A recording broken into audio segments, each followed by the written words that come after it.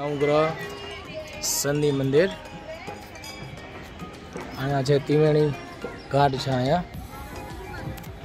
અને અંદર છે નવગ્રહનું મંદિર અને શનિ મંદિર।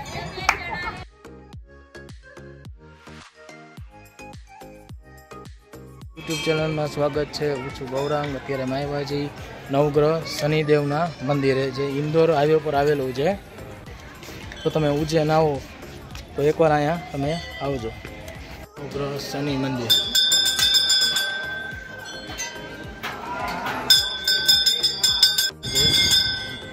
શનિ મંદિર છે।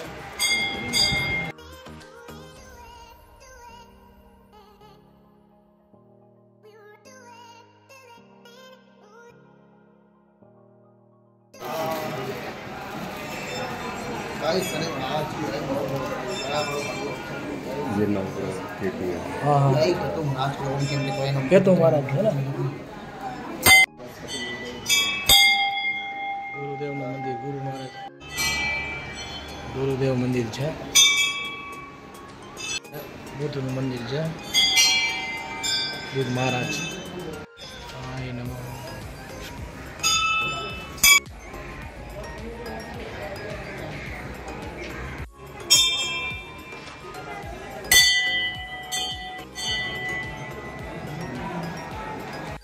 पंडित जी आपका नाम? जितेंद्र बैरागी, नवग्रह शनि मंदिर पुजारी। क्या मंदिर के बारे में आप थोड़ा हमको बताइए मंदिर के बारे में। ये जो मंदिर है राजा विक्रमादित्य के समय का मंदिर है। कहा जाता है कि राजा विक्रमादित्य ने एक समय में नवग्रह महाराज का न्याय करा था और न्याय जो किया था वो धातुओं के अनुसार किया था, क्योंकि धातुओं में लोहे की धातु सबसे छोटी होती थी। शनि महाराज को उन्होंने सबसे छोटा बताया था।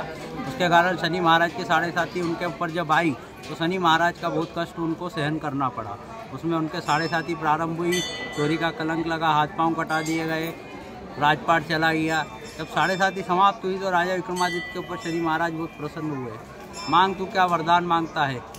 तो राजा विक्रमादित्य ने उनसे वरदान मांगा कि हे प्रभु, साढ़े साथी काल के अंदर आपने मुझे इतना कष्ट दिया, मैंने प्रसन्नता से सहन किया है, लेकिन मुझे एक प्रश्न का उत्तर चाहिए आपसे। बोले बोल क्या प्रश्न है? तो शनि महाराज ने जब उनसे पूछा कि क्या प्रश्न है, तो राजा विक्रमादित्य ने उनसे प्रश्न पूछा कि हे प्रभु, मैंने जन्म से लेकर युवावस्था तक अनेक प्रकार के यज्ञ करे, पूजाएं करे, अनुष्ठान करी, लेकिन जब साढ़े साथी आई तो मुझे इतना कष्ट क्यों भोगना पड़ा? क्योंकि हर पूजा में, हर यज्ञ में, हर अनुष्ठान में ग्रहों का पूजन होता है। बिना ग्रहों के पूजन के कोई अनुष्ठान पूर्ण नहीं होता है। यदि ग्रहों का मैंने इतना पूजन किया है तो मुझे इतना कष्ट क्यों भोगना पड़ा? तब राजा विक्रमादित्य को शनि महाराज ने बताया कि जिस काल चक्र में तू पैदा हुआ उस काल चक्र में तेरी कुंडली के अंदर हम जहाँ विद्यमान थे उसी के अनुसार हम व्यक्ति को, जातक को फल देते हैं। हमारे कारण तू राजा बना क्योंकि तेरी कुंडली में राजयोग था। हमारे कारण इतनी तपस्या अर्जन करी, हमारे कारण तूने इतना ज्ञान अर्जन करा, और हमारे कारण ही तुझे कष्ट भोगना था काल चक्र में, इसलिए तूने भोगा, क्योंकि हम तेरी कुंडली में ऐसी जगह विद्यमान थे। भले प्रभु ऐसा है कि जिसका जन्म होता है उसका काल चक्र आप पहले ही निश्चित कर देते हैं। आपकी ही दशाओं के कारण उसका अच्छा समय और बुरा समय आता है। तो बोले प्रभु, यदि ऐसा है तो मैं आपकी दशाओं का पूजन करना चाहता हूँ, क्योंकि मुझे सब कुछ आपकी दशा में प्राप्त हुआ और सब कुछ आपकी दशाओं के कारण गया, तो इसलिए मैं आपकी दशाओं का ही पूजन करूँगा। और मुझे वरदान दीजिए कि जब भी मैं आपका दशाओं का पूजन करूँ उसके पश्चात अनादिकाल तक जो भी व्यक्ति आपकी दशा का पूजन करे उसको आपको क्षमा करना पड़ेगा। तब से राजा विक्रमादित्य के कहने पर नवग्रह देवता शनि त्रिवेणी संगम है, जो 3 नदियों का संगम है, उस त्रिवेणी स्थल पे राजा विक्रमादित्य ने नवग्रहों का आह्वान किया और यहाँ सारे ग्रह रुद्र रूप में विराजमान हुए, क्योंकि यहाँ पे जितने ग्रह है सब रुद्र रूप में हैं। बाकी जितनी सिंदूर की प्रतिमा है वो हर ग्रह की दशा विराजमान है, क्योंकि दशाओं का पूजन राजा विक्रमादित्य ने अपने कष्टों के निवारण के लिए किया था।